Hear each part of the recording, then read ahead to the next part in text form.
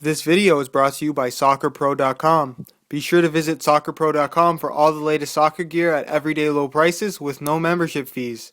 Don't forget to use coupon code SR4U at checkout for $10 off a $75 purchase, plus free shipping within the US. Hey guys, Josh from SoccerReviewsForYou.com bringing you this week's Question of the Week video. If you're not familiar with the series, basically it works like this. You guys can leave a comment down below asking me a soccer shoe or soccer equipment related question, and whatever question I see reoccurring the most or question that I think is really good, I will pick to answer in next week's Question of the Week video. Just keep in mind that this is a series that is fueled by your questions, so feel free to leave your question down below no matter how big or how small. Without your questions, this series cannot continue, and if you could leave a like on the video, it would be greatly appreciated. As far as this week's Question of the Week is concerned, I wanted to talk about the differences between high-end soccer shoes and low-end soccer shoes. Not only about the price, but the actual major differences and what you're really paying for. I get lots of questions asking me, do I really need to buy the most expensive shoes if I'm only playing at this level, or I don't have that big of a budget to buy the high-end shoes? Does it really make that much of a difference in terms of my performance? And the simple answer to that is no, it doesn't. But hopefully in this video I can clarify what the major differences are, and hopefully save you guys some money if you are looking to buy a pair of soccer shoes or are planning to at any time in the future, and give you some quick tips here. So listen closely and we'll get started with the video. When it comes to comparing a low-end soccer shoe to a high-end soccer shoe, it's pretty important that you stay within the same line of shoes. For example, it'd be very difficult to compare the low-end Nike Mercurial Victory 3 to, let's say, the high-end Nike T90 Laser 4. Both shoes are completely different from the get-go, and then obviously comparing the difference in quality is pretty much impossible. So for the sake of comparison and for the sake of being as accurate as possible, we're going to be comparing shoes today that are in the exact same line. So what I have in front of me are two shoes from the Mercurial line from Nike. On the left side I have the Nike Mercurial Victory 3. This would be the low-end model retailing at $65 US. And on the right side I have the Nike Mercurial Vapor 8. This would be the top-end model retailing at $220 US. So obviously there is a major price difference between the two, and obviously I realize there are takedown models in between, but for the sake of comparison today we're going to be comparing the top-end model to the low-end model. So what are the similarities between both of these shoes? Pretty much nothing. The only similarity is that they both have a Nike swoosh on the upper, but other than that, everything else is different. The differences include the quality of the upper, the material of the upper, the fit, the quality of construction, the quality of materials used overall, the weight of the shoe, the construction of the sole plate. In this case, the actual stud pattern is different between the two. Pretty much everything possible is different between both of these shoes. The only similarity is that they carry a very similar silhouette. Obviously the Mercurial series is very popular on both the high-end side of things and the low-end side of things. If you go to any soccer team or go watch any youth soccer at all, you're guaranteed to see a lot of victories, a lot of vapors, and all the takedowns in between. Why is that? It's a very popular shoe. It's Ronaldo's signature shoe. It's a very popular shoe ever since its existence. It's been a lightweight, nice-fitting synthetic. But when I say lightweight, nice-fitting synthetic, that goes for the Vapor and the Vapor only. The low-end models, while they do offer a pretty decent feel, generally I would never buy a low-end synthetic. If I was on a budget for soccer shoes and didn't have that much to spend, I would always be going for leather, especially if you're in the budget of like a $65 Victory. Low-end synthetics generally tend to be pretty not that great in terms of quality, to be honest. They tend to be a little bit stiff, and because of that stiffness to them, they always make them a little bit wider all the way through, so they fit pretty much everybody pretty comfortably. Obviously this is an entry-level shoe, and it still will perform fairly well if you do use them, but in terms of quality, you can get low-end natural leather soccer shoes. They're going to allow the leather to actually stretch and form to your foot, allowing for a much better quality fit in the long run. Now obviously soccer shoes do have somewhat of an impact on how you're actually going to play, but I wouldn't say that it's a dramatic impact to where you're going to be at a disadvantage wearing a low-end pair of shoes in comparison to wearing somebody wearing a high-end pair of shoes.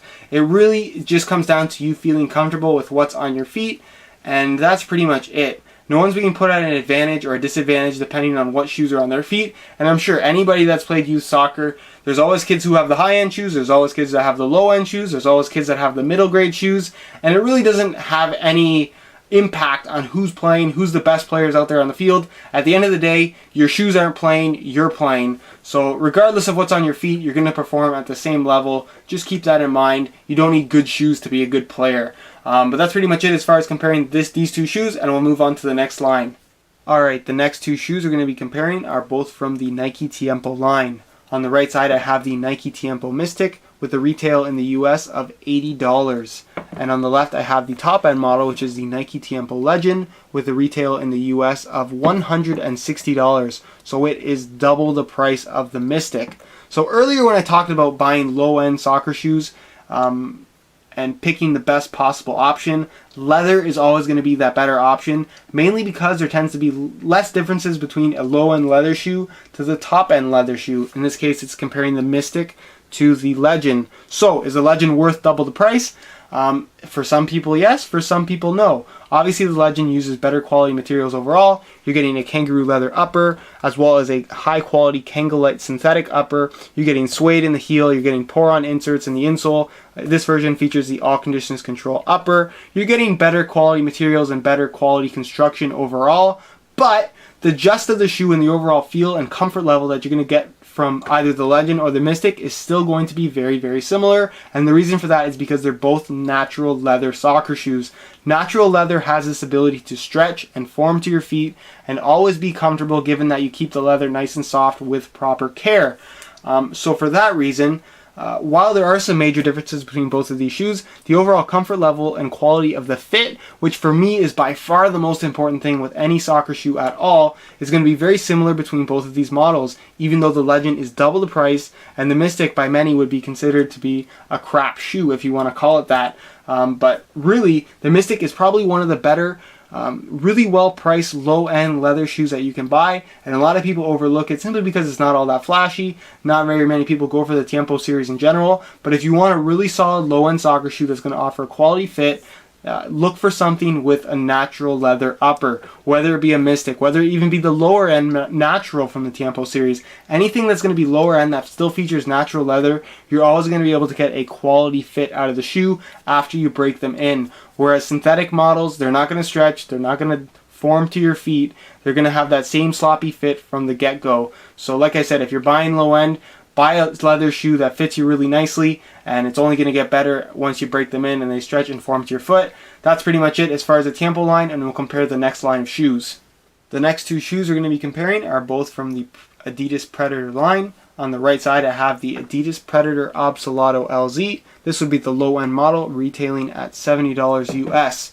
On the left side I have the top end Adidas Predator LZ with a US retail of $220. So there's a pretty significant price difference between both of these shoes.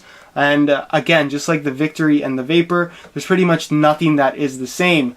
The Predator LZ in specific kind of has, I don't want to say misled, but a lot of people are confused as to what the main differences are between the high-end and the low-end models. Obviously there's an Absolion model in the middle, but when you compare the LZ, the top-end LZ to the Absolato LZ, there's pretty much nothing that is the same, and it really does come down to the lethal zones. The top-end model features all of these rubber fins and rubber elements running through the upper that are there to provide extra grip on the ball. They're all marketed as different things, such as power, dribbling, touch, all those different things. None of it really does have an impact on how your ability to play or your ability to touch or any ability at all. Ability is really down to the player and not the shoes in any way, shape, or form.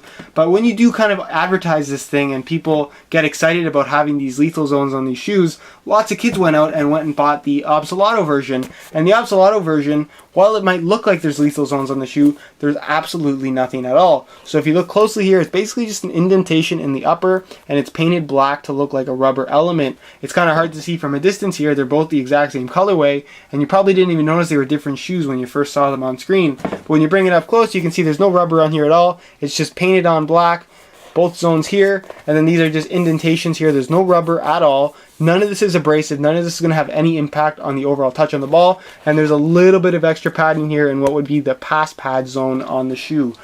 So if you are looking at both of these shoes, just keep in mind that the LZ is completely different in terms of feel and overall effects, or even if you want those little extra things that the LZs are claiming, the lethal zones are claiming to have, you really need to buy the higher end model, because you're not going to get any of that from this low end Oxalato. Obviously, the differences between these shoes are the lethal zones themselves. The synthetic is much different in terms of quality, and the overall fit is completely different between both of these shoes. Obviously, the sole plate has some similarities, but again, while they look very similar, they don't feel or perform very similar at all. The top-end LZ model Sprint frame is much nicer quality and much better in terms of overall feel than you're going to get out of the Oxalato. So again, when you're buying a low-end shoe and it's a synthetic shoe like the Oxalato, it really does use a cheap, clunky synthetic. You can see all the layers here. It really doesn't offer that great of a feel on the ball, and just overall feels a little bit chunky on your foot. So like I said, if you're buying low-end, take a look at some of the leather shoes first, and that's pretty much it as far as comparing lines are concerned, and I'll leave you with my final thoughts. Alright guys, well that's pretty much it as far as what the major differences are between high-end and low-end soccer shoes. Obviously each line has different variations as far as what the major differences are between high-end and low-end, but when it comes down to buying low-end, I definitely do recommend buying something with a natural leather upper as opposed to one of the cheaper synthetic shoes, simply because the quality is going to be a little better and I feel like you're getting more for your money. If you're going to be buying high-end, obviously it's more important just to be comfortable and buy what you like, rather than worrying about quality, because when you're buying high-end, the quality is pretty much good no matter what shoe you buy. At the end of the day, shoes are soccer shoes, and they don't go out there and play for you. You have to go out there and play. So as long as you're comfortable in your shoes and you're comfortable with what's on your feet, you're going to play well. Nobody's at advantage or a disadvantage depending on what shoes are on their feet. Obviously, budget is another thing to consider. So if you are going to be buying a pair of soccer shoes and you have a lot of money to spend, or you don't have a lot of money to spend, it doesn't mean you have to spend every single penny. Go ahead and check out the super deal section on my website. It's been there for a while, and I've told you guys about it a couple times now. Basically, if you click the very first link down below in the description, it's going to take you to the super deal section, and it is something that I check every single day. I go through all of the most reputable retailers that I deal with on a daily basis, and I pull out all the best deals, whether it be an older colorway, an older model, or a shoe that's just on sale. I even work with the retailers to get you guys some exclusive coupon codes for additional discounts. So if you haven't gone and checked out that super deal section, I strongly recommend doing that. You might be able to pick up a high-end shoe for all you guys know in your budget, where you would have normally been buying a low-end model. So go and check it out. There's lots and lots of shoes there to look at. And like I said, I update it daily, so keep checking back. If you're on the market for a pair of soccer shoes, check it regularly and you might find something that you like. Just keep in mind, everything in there is really well priced, so if you do see it in your size and they have it in stock, get it right away, because it's not going to last long, and coupon codes can always expire and stuff like that. So like I said, if you see it, it's in stock, get it now, because it won't be there forever. Other than that, guys, I hope you enjoyed the video. Question of the week: if you do have a question that you would like answered, feel free to leave a comment down below, and perhaps it will get answered on next week's video. Other than that, guys, hope you enjoyed the video, and thanks for watching.